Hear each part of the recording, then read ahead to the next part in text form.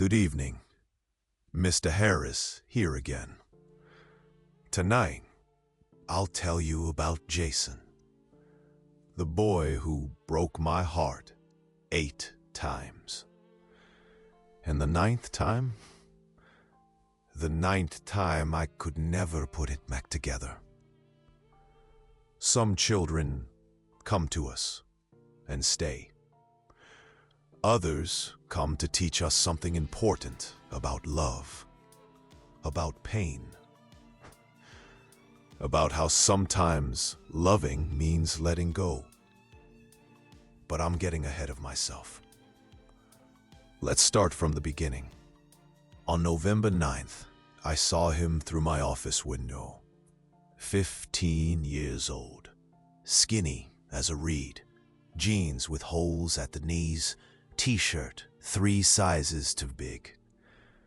On his left shoulder, a fresh tattoo, Mom, in big letters. He stood by the entrance, smoking.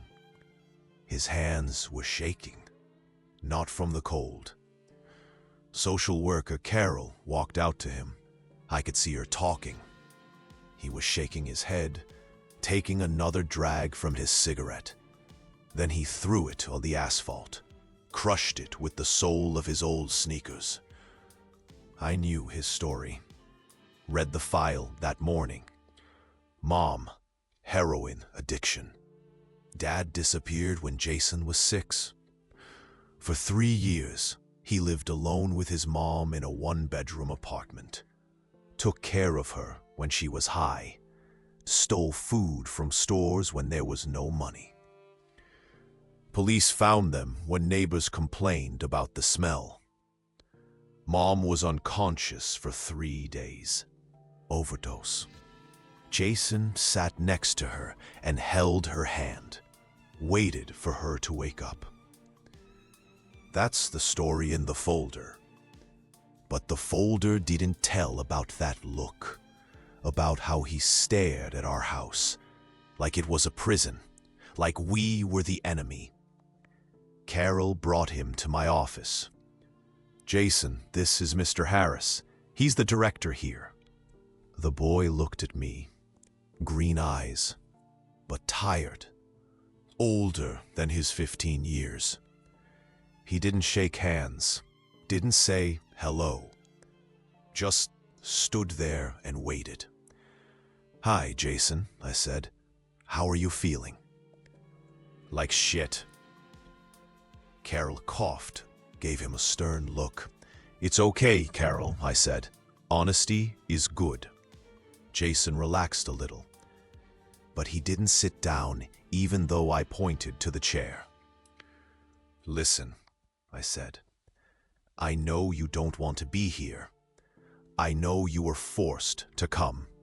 But while you're here, we're going to take care of you. That's my job. When can I go home? Carol looked at me. We both knew the answer. Mom was in rehab. 6 months minimum, maybe more. I don't know, I said. But we'll work on it every day. Okay? He nodded. But I saw something else in his eyes. Determination. A plan. I knew that look. I'd seen it before. In kids who had already decided to run. Jason, I said quietly. It's safe here. I promise. Safe for who? He asked. And he walked to the door without waiting for an answer. Carol stayed for another 5 minutes, gave me his medications, explained the schedule, told me about school problems. But I barely listened. I was thinking about how he said, safe for who? Like he knew something I didn't know. Like he was already planning his first escape. I looked out the window. Jason was sitting on a bench in the yard. He pulled out a phone, dialed a number, talked to someone quietly, carefully. I knew who he was talking to, even though I wasn't supposed to know. Mom wasn't allowed phone calls from rehab, but rules don't always stop love. And I understood right then. This boy would be the hardest case of my career. He would run again and again, and I would search for him again and again, until one day, I wouldn't find him. But this was only the first hour of the first day, and I still had hope. He disappeared on his third night. I should have seen it coming. The signs were all there. He didn't eat dinner, barely touched his lunch, kept checking his phone every few minutes. At 10 p.m., Maria did the evening count. All kids in their rooms, lights out by 10:30. Standard procedure. At 11 p.m., she checked again.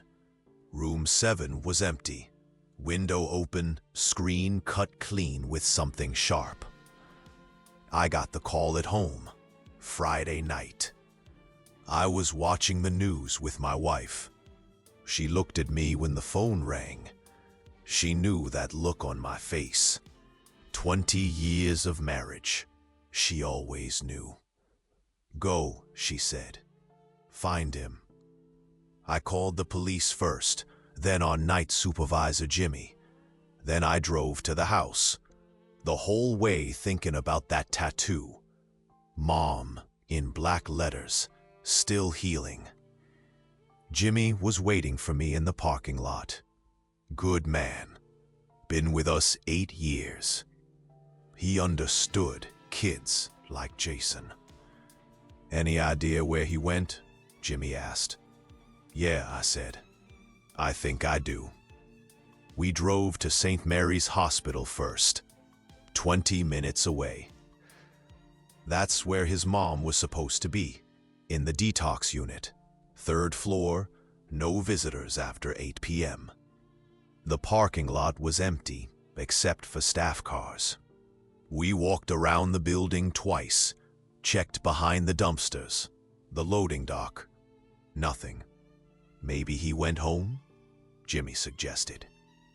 Home was a 1-bedroom apartment on the east side, 23rd Street. We'd been there during the initial evaluation. Landlord said no one had been back since the police took Jason away. But kids don't always think logically. Sometimes home is just home, even when it's empty.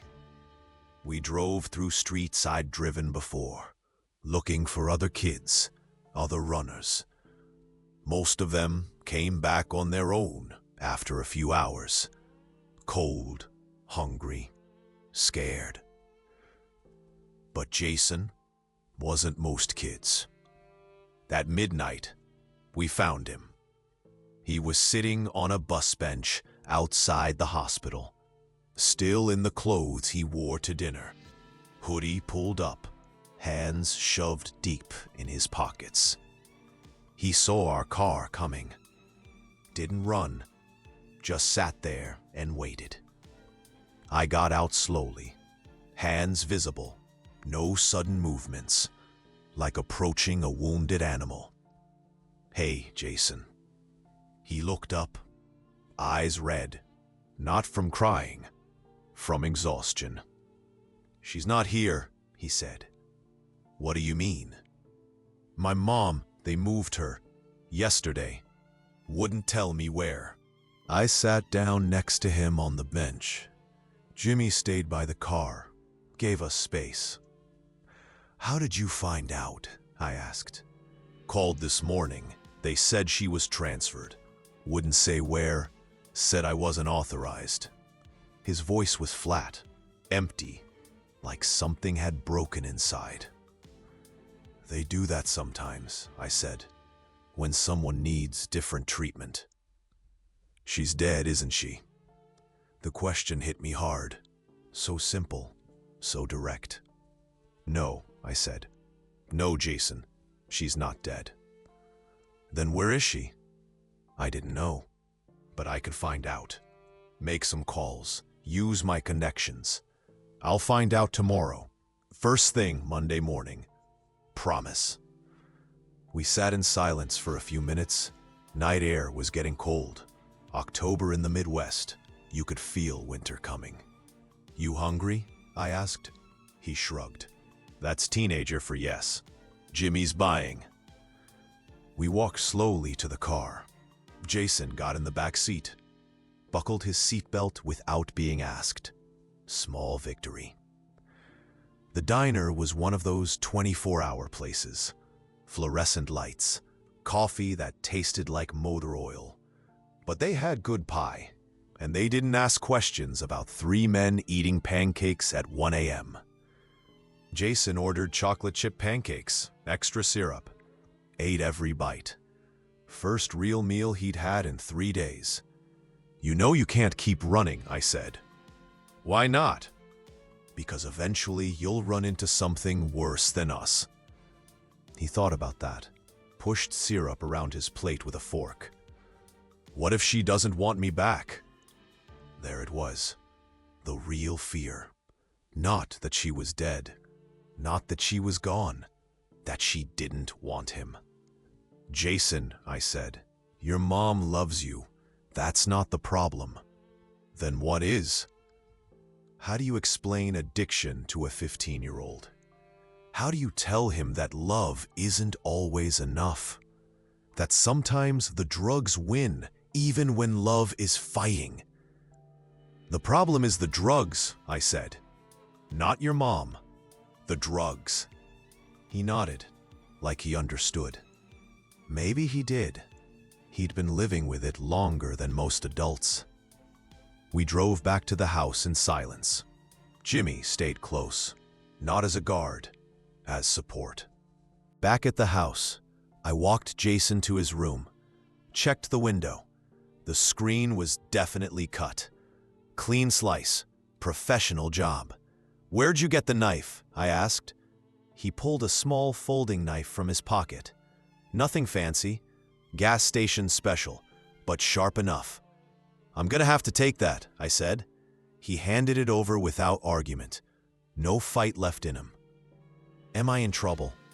Are you going to run again? Probably. I had to smile. Honesty again. This kid didn't know how to lie. Or maybe he just didn't see the point. Then we'll deal with it when it happens, I said. I left him there. Door open, nightlight on. He was exhausted. But I knew he wouldn't sleep. Not really. He'd lie there thinking about his mom, wondering where she was, if she was okay. I went to my office, called the emergency number for social services, left a message about Jason's mom, asked for a welfare check, a location update. Then I sat in my chair and thought about that kid on the bus bench. How he'd asked if his mom was dead. So calm, like he'd been preparing for that answer his whole life. Some kids come to us angry. Some come scared. Some come broken. Jason came expecting the worst. And maybe that was the saddest thing of all.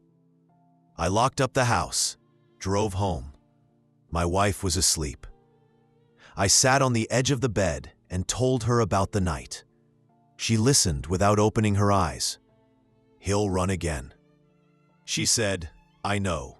And you'll go find him again? I know. And one day, I know. She reached over and squeezed my hand. 20 years of marriage. She understood the job, the kids, the heartbreak that came with trying to save someone who didn't want to be saved. But we kept trying anyway, because that's what you do. You keep trying until you can't anymore. And Jason had 7 more runs left in him. 7 more times I'd get that call. 7 more times I'd drive through empty streets, looking for a boy who was looking for his mother. But that night, I still thought we could save him. That night, I still had hope. Monday morning came too soon. I was in my office by 7 a.m. Coffee still hot. Phone in my hand before I sat down. I'd promised Jason I'd find his mom, and I kept my promises, especially to kids who expected the worst. First call was to Sarah Martinez, best social worker in the county, 20 years experience. She knew how the system worked. More importantly, she knew how to work the system. "Harris," she said when she picked up, "let me guess. One of your kids is looking for their parent?" Jason Reeves, 15. Mom was transferred from St. Mary's Detox Friday night. "Hold on." I could hear typing, computer keys clicking. Jason would be awake by now, probably sitting by his window, watching for my car, waiting for news. "Found her," Sarah said. "Riverside Recovery, about 2 hours north. She had complications, needed medical supervision." "What kind of complications?" "Seizures during withdrawal. They had to transfer her to a facility with full medical staff." My stomach dropped. I'd seen withdrawal seizures before. They could be bad, really bad. "Is she okay?" "Stable, but she'll be there at least 3 more months, maybe 6. "Can he visit?" Silence. That was never a good sign. "Sarah, she doesn't want visitors. Put it in writing. No contact until treatment is complete." I set the phone down harder than I meant to. 27 years working with kids, and it still hurt. Every single time. How do you tell a 15-year-old that his mom doesn't want to see him? How do you explain that sometimes getting better means cutting off the people you love most? I couldn't. Not yet. Not this morning. Instead, I walked to the kitchen. Breakfast was always chaos. 3 staff members. Never enough coffee. Jason sat alone at the corner table. Toast barely touched. Orange juice still full. He looked up when I walked in, those green eyes searching my face for answers. I sat down across from him. "Found her," I said. He straightened up. First time I'd seen him really alert since he'd arrived. "Where?" "Riverside Recovery. About 2 hours north. She had some medical issues. Needed a different kind of treatment." "What kind of issues?" Smart kid. Always ask the right questions. "Withdrawal seizures. Her body was having a hard time without the drugs, but she's stable now." He nodded, processing the information, calculating something in his head. "Can I see her?" Here it was, the moment I'd been dreading. "Not yet," I said. "She needs to focus on getting better right now." "What does that mean?"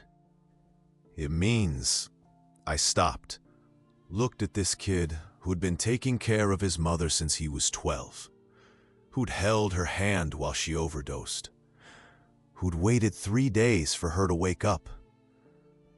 "It means she doesn't want visitors yet." He went very still, like someone had turned off a switch inside him.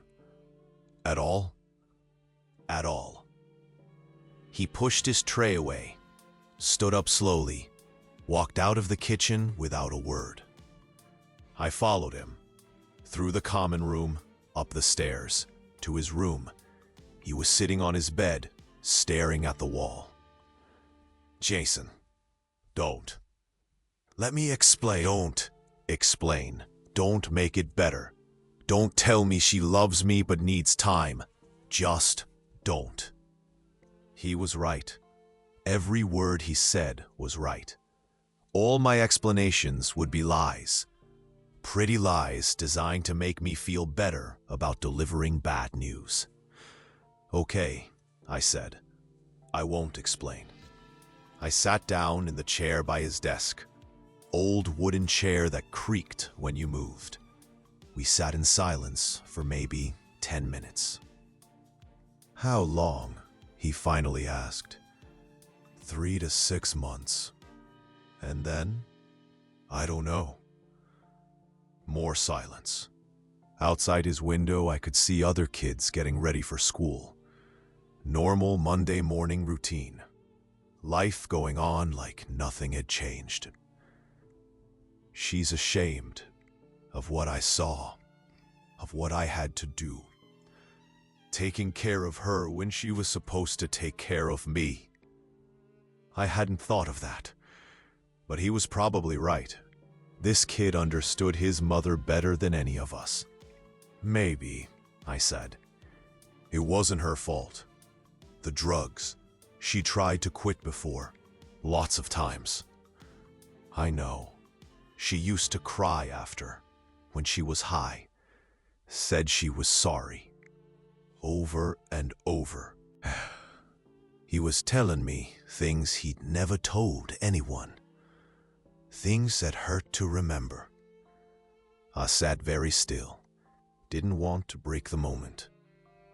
One time, he said, she was clean for 2 months. Got a job at the grocery store. We had dinner together every night. Watched TV. Normal stuff. What happened?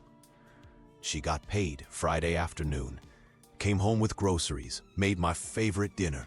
Spaghetti and meatballs. He stopped talking. Stared out the window.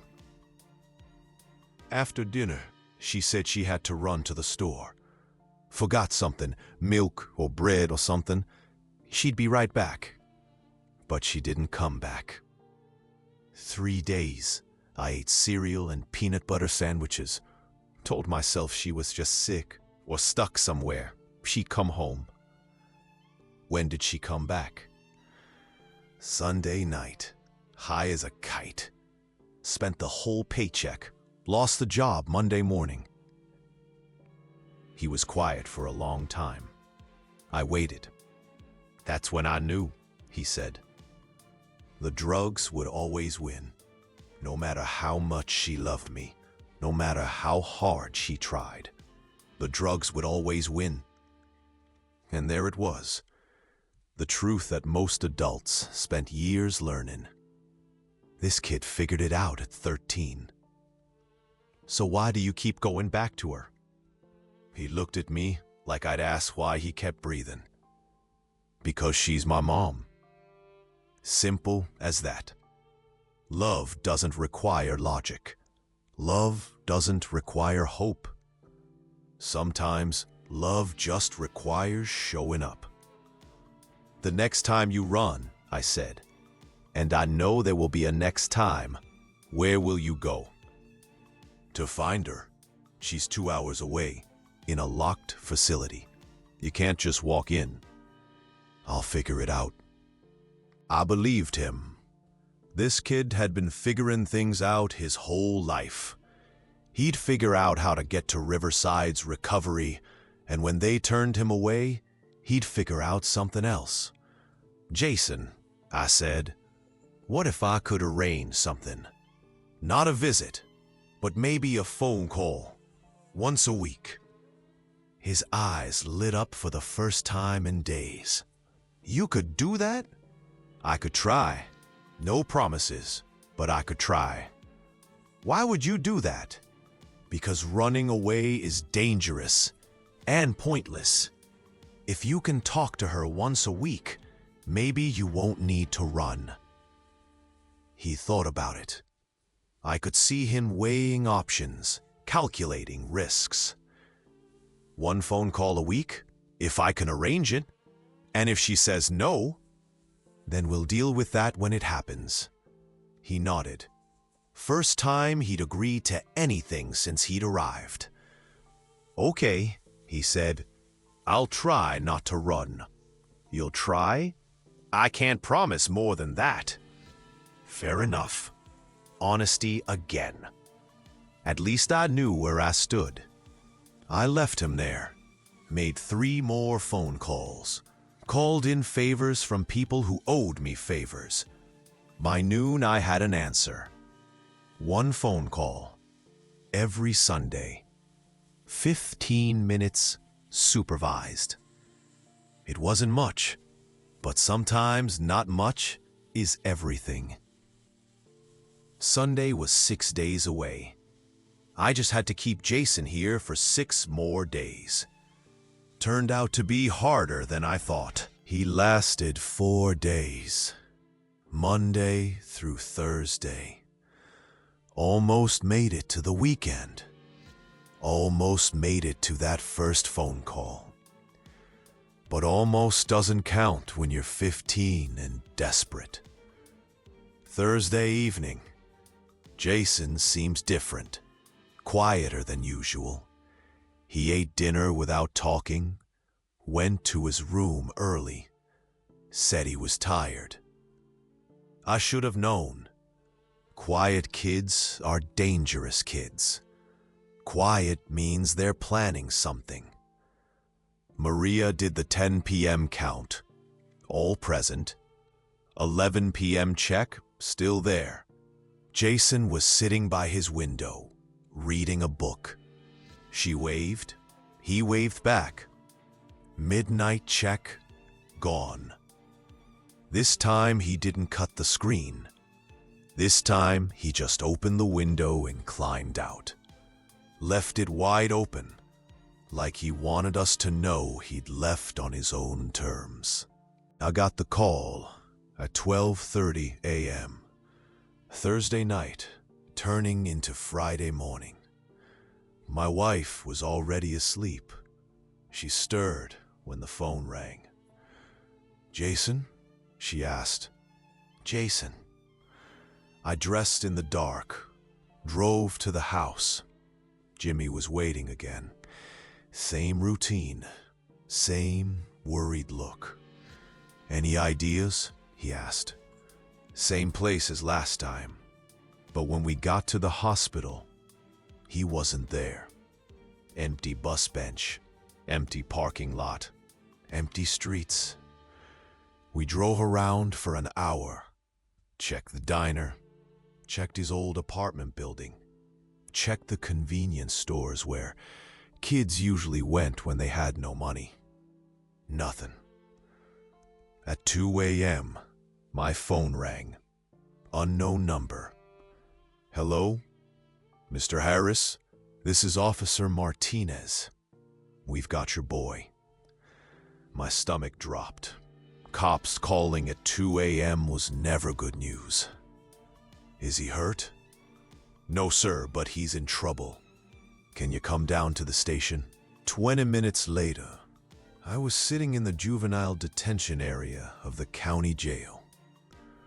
Fluorescent lights, plastic chairs, that smell of disinfectant that never quite covers up the fear. Jason was in holding cell number 3, still wearing the same clothes from dinner. Hoodie, jeans, those old sneakers. He looked up when he saw me. No shame, no apology, just exhaustion. "What happened?" I asked Officer Martinez. "Caught him trying to break into the Riverside Recovery Center. About 1 a.m. Security guard called it in." 2 hours. He'd walked 2 hours in the dark to get to his mother's treatment center. 15-year-old kid with no money, no jacket, no plan except getting to his mom. "How did he even get there?" I asked. "Walked most of the way. Got a ride from some trucker for the last few miles. Kid was smart enough to stay off the main highway. He tried to break in, climbed the fence, made it to the building before security caught him. Wasn't violent, didn't resist, just kept asking to see his mother." I looked at Jason through the bars. He was sitting on the bench, head in his hands. 17 years old, carrying 30 years of pain. "What are the charges?" "Trespassing, criminal mischief. But if you can take him back tonight, we might be able to work something out. Kid's got no priors. And honestly," Officer Martinez lowered his voice, I've got kids too. I understand what he was trying to do. Good cop. The kind who remembered that kids make stupid decisions for smart reasons. Can I talk to him? 5 minutes. I walked to the cell. Jason didn't look up. Hey. You okay? Fantastic. You walked 2 hours. Yeah. In the dark. Yeah. To a place that wouldn't let you in anyway. Yeah. I sat down on the floor outside his cell. Concrete was cold through my jeans, but sometimes you have to meet kids where they are, even when where they are is jail. Sunday is 3 days away, I said. I know. You could have called her Sunday. I know. So why tonight? He finally looked up. Those green eyes, red around the edges. Because I had a dream. She was dying in the hospital, calling for me. And I wasn't there. Dreams. The thing adults forget about being 15.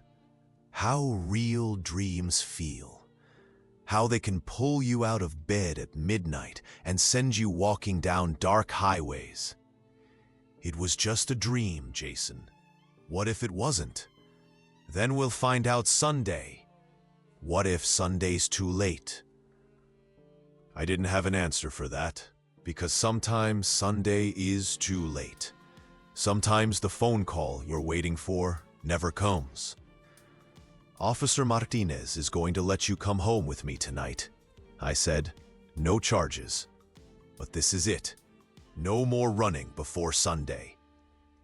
Can't promise that. Then I can't help you. He was quiet for a long time, thinking it over, weighing options he shouldn't have to weigh at 15. If I promise, he said, and I break it, what happens? Juvenile detention until your 18th birthday. 2.5 years. 2.5 years. And my mom would still be in treatment, still not allowed visitors. He nodded. Math was simple, even for a desperate kid. Okay, he said. I promise, until Sunday. Officer Martinez let us go at 3 a.m. No paperwork, no formal charges, just a warning in the system.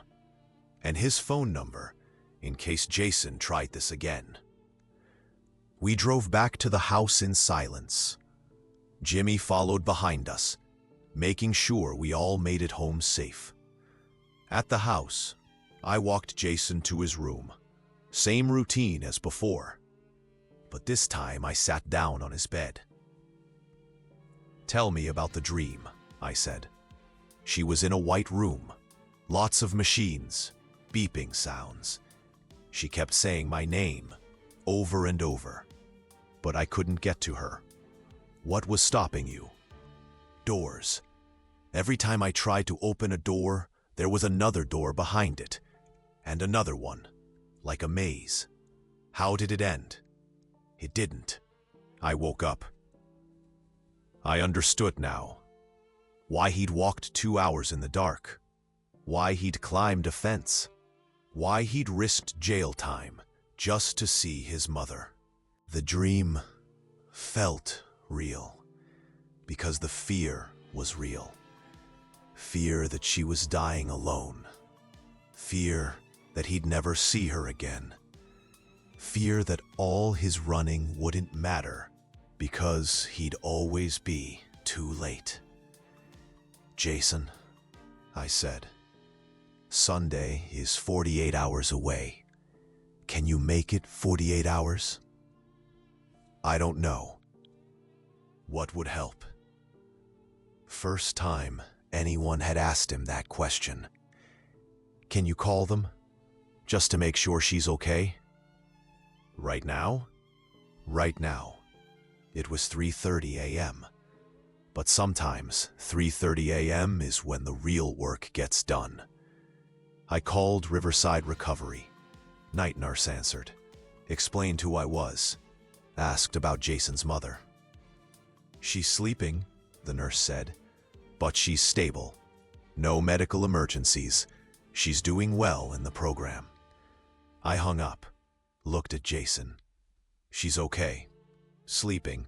No emergencies. Relief washed over his face. First time I'd seen him really relax since he'd arrived. Now can you make it to Sunday? Yeah, he said. I think I can. He made it 36 hours. Saturday night, he tried again. Saturday night was different. This time, we caught him. Maria saw him opening his window at 11:45 p.m. She was doing an extra check. Gut feeling, she said later. Something felt off. She knocked on his door. Jason, everything okay? Silence. She used her key, found him sitting on the windowsill. One leg outside, one leg in. Like he was trying to decide which world he belonged to. Going somewhere, then at the ground below, then back at her. I can't wait anymore. What if she says no? What if she won't talk to me? Then at least he'll know. I don't want to know. I want to see her. Maria sat down on his bed. Smart woman. Never rushed the kids. Never made them feel cornered. Tell me about the last time you saw her, she said. The hospital. After they found us. She was unconscious. Tubes everywhere. I held her hand. What did you say to her?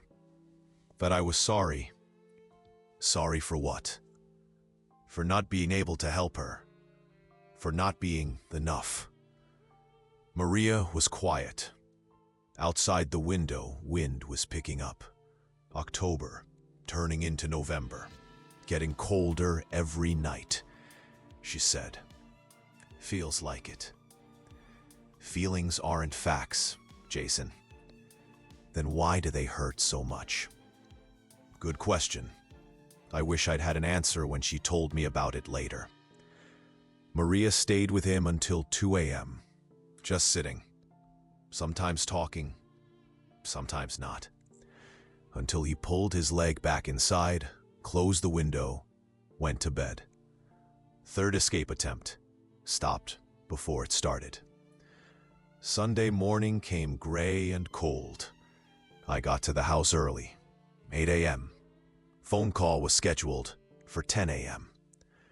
Jason was already awake, sitting in the kitchen, coffee cup in his hands. Hadn't touched his breakfast. You ready? I asked. No. Want to talk about it? No. Want me to leave you alone? No.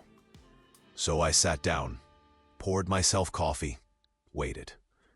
At 9:30, we walked to my office.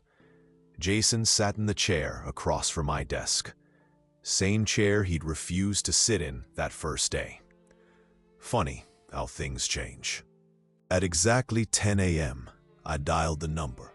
Riverside Recovery, this is Nancy. Hi, Nancy. This is Robert Harris. From Riverside Group Home, we have a scheduled call with Linda Reeves. Hold on, Mr. Harris. I put the phone on speaker. Jason leaned forward, hands clasped tight, waiting. The hardest part of any difficult conversation. Mr. Harris? Nancy's voice again. Yes? I'm sorry. Ms. Reeves is declining the call today. The air went out of the room. Just like that. One sentence and everything collapsed. Jason stood up, walked to the window, pressed his forehead against the glass. Did she say why? I asked. She said she's not ready. Maybe next week. Okay. Thank you. I hung up. Jason didn't turn around. Maybe next week, I said. There won't be a next week. What do you mean? I mean I'm done waiting. He turned around. Something had changed in his face. The desperation was gone, replaced by something harder, colder. Jason, it's okay, Mr. Harris. You tried. You did everything you could. That scared me more than his anger, more than his tears, more than his running. Acceptance. At 15, he was accepting that his mother didn't want to see him. She's sick, Jason. The addiction. I know what addiction is. I lived with it for 3 years. Then you know she's not thinking clearly. She's thinking clear enough to say no. He walked to the door, stopped, looked back. Thank you for trying. Really. But I'm done. What does that mean? It means I won't run anymore. I'll stay here, go to school, follow the rules, be a good kid. And then what? Then I'll turn 18, and I'll leave, and I'll never look back. He kept his word for 3 weeks. No more escape attempts, no more midnight phone calls to his mother, no more sitting by the window planning routes to Riverside Recovery. He went to school every day, did his homework, ate his meals, followed every rule. But something was broken inside him. You could see it in his eyes. The hope was gone. Other kids started avoiding him, not because he was mean, because emptiness is contagious, because they could feel the hole where his heart used to be. I called Riverside Recovery every few days, checking on his mother, asking if she'd changed her mind about the phone calls. Always the same answer: she's not ready yet. 3 weeks after the failed phone call, I got different news. Mr. Harris? This is Dr. Patterson at Riverside Recovery. Yes? It's about Linda Reeves. She asked me to call you. Is she okay? She wants to talk to her son. Can you arrange that? I looked at the calendar. November 28th, 3 days before Jason's 16th birthday. When? Today, if possible. She says she's been thinking about him every day. Says she made a mistake. I'll call you back in 10 minutes. I hung up, walked to the common room. Jason was doing homework at the corner table. Math problems. Same spot he always sat for breakfast. Jason. He looked up. No excitement. No hope. Just tired green eyes. Your mom wants to talk to you. Nothing. No reaction at all. Did you hear me? I heard you. And? And what? Don't you want to talk to her?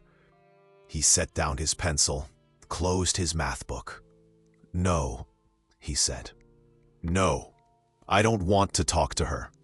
Jason, she had her chance. 3 weeks ago, she said no.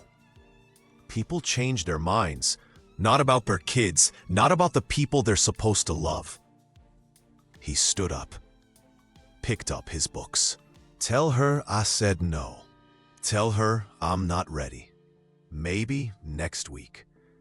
He walked away, left me standing there with a phone call to make, with a mother who finally wanted to talk to her son, and a son who no longer wanted to talk to his mother. I called Dr. Patterson back. I'm sorry, I said. He declined. What? But she's been crying all morning, says she needs to hear his voice. I'll talk to him again, maybe tomorrow. Dr. Patterson, I said, how is she, really? Better. Much better. Clean for 8 weeks, but attending all her sessions. She's ready to rebuild the relationship. And before, when she wouldn't take his calls? Shame. Pure shame. She said she couldn't bear to hear his voice, couldn't stand the thought of disappointing him again. I understood. Finally understood. She wasn't rejecting him. She was protecting him from herself, from the possibility of another relapse, another broken promise. But Jason didn't understand. And maybe it was too late for understanding. Sometimes love comes at the wrong time. Sometimes forgiveness expires. Sometimes the window closes and stays closed. That night, Jason didn't try to run. He didn't need to anymore. He'd already gone somewhere I couldn't follow. The 9th time happened on a Tuesday, March 15th. I remember because it was the day after Jason's 16th birthday. We'd had a small party, cake from the grocery store, a few presents from the staff, nothing fancy. Jason sat through it all, polite, distant, like he was watching someone else's life. "Make a wish," Maria said when we brought out the cake. He looked at the 16 candles, thought for a long moment. "I already got my wish," he said. "I learned to stop wanting things." He blew out the candles, all of them, in one breath. That should have been a warning. Kids who stop wanting things are dangerous, not to others, to themselves. The next morning, Tuesday, Jason didn't come down for breakfast. Maria went to check on him at 8 a.m. Empty room, window open, same as always. But this time felt different. This time felt final. His belongings were gone, not just clothes, everything. The picture of his mother he kept by his bed, the few books he'd collected, even his toothbrush. He'd planned this one, took his time, made it count. I got the call at work. I was in a meeting with the county supervisors. Budget discussions. Boring stuff that suddenly didn't matter. "He's gone again," Maria said.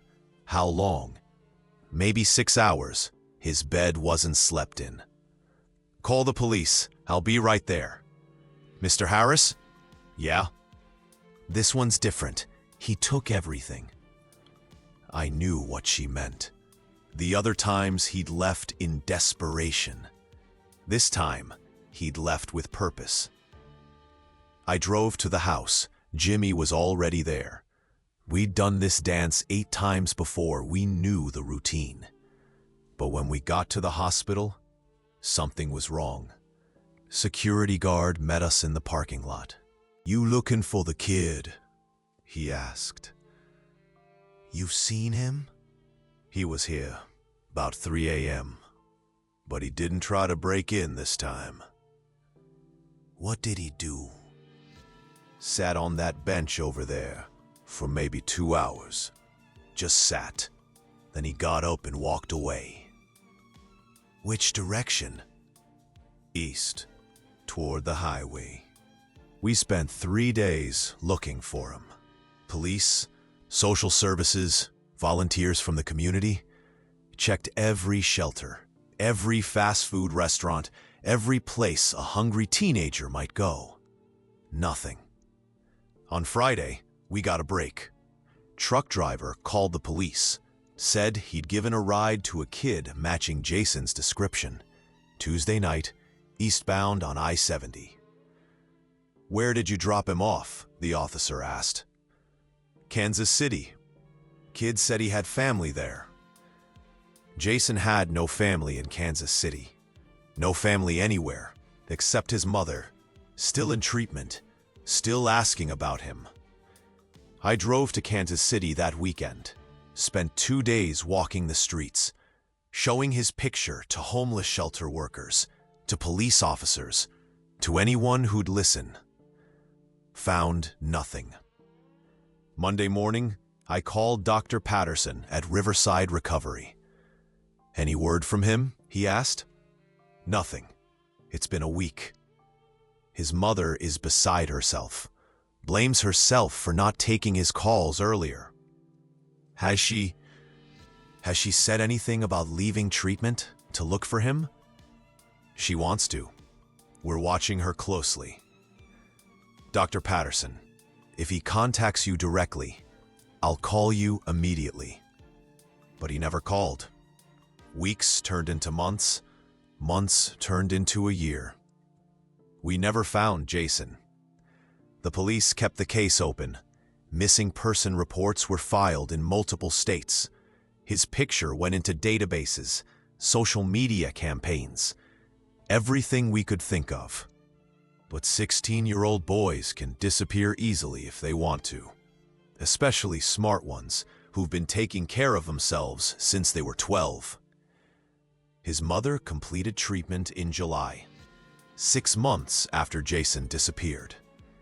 She came to see me when she got out. Small woman, thin, but clean. You could see the family resemblance around the eyes. Same green color, same intensity. Any word? She asked. I'm sorry. Nothing. She nodded, like she'd expected that answer. It's my fault, she said. No, it's not. I should have taken his calls. Should have talked to him when he needed me. You were sick. You were getting better. I was scared. Scared of disappointing him again. We sat in my office. Same office where I'd first met Jason. Same chair where you'd refused to sit. Thank you for listening to the episode in full voice. This show was trained on data up to October 2023. To learn more, go to MissDiamiLLC.org. Tell me about him, she said. What was he like here? I told her about the escape attempts, the long walks in the dark, the nights we'd found him sitting by the hospital, waiting for her to get better, I said. But I gave up on him. You got clean, you finished treatment. That's not giving up. But it's too late now, isn't it? I didn't answer, because sometimes the truth is too hard to say out loud. She left that day, gave me her phone number, made me promise to call if we heard anything. I kept that promise for 3 years, until she overdosed in a motel room in Denver. Apparently, she'd been looking for him, following leads that went nowhere, using again to cope with the guilt. The cycle completed itself. Mother and son, both lost to the same disease. That was 20 years ago. I retired 2 years after Jason disappeared. Couldn't do the job anymore. Couldn't look at desperate kids without seeing his face. But I still think about him, wonder where he is, if he's alive, if he ever got clean, if he found some kind of peace. Sometimes I imagine him with a family of his own, kids who never have to worry about their parent coming home high. Kids who get bedtime stories instead of taking care of sick adults. Sometimes I imagine him in college, or with a good job, or just living quietly somewhere, free from the chaos that defined his childhood. But mostly, I try not to imagine anything at all, because hoping for 20 years gets heavy. And disappointment never stops hurting. The truth is, we don't save every kid. Some of them are too broken when they come to us. Some of them have been adults too long to remember how to be children. And some of them love people who can't love them back. Not because they don't want to, but because they don't know how. Jason taught me that love isn't always enough. That sometimes the bravest thing you can do is let someone go. even when letting go feels like dying. I hope he found what he was looking for. I hope he learned to want things again. I hope he discovered that some people can be trusted, that some promises get kept. I hope he forgave his mother, and maybe, someday, forgave himself. But mostly, I hope he's still out there somewhere, still fighting, still surviving, because that's what Jason did best. He survived, even when survival looked impossible, even when love wasn't enough. That's the story of Jason Reeves, the boy who ran 9 times, the boy I couldn't save, the boy who taught me that sometimes love means knowing when to stop chasing. And sometimes the hardest lesson is learning to live with the ones who got away. Thank you for listening. These stories, they need to be told, even when they don't have happy endings, especially then. Good night.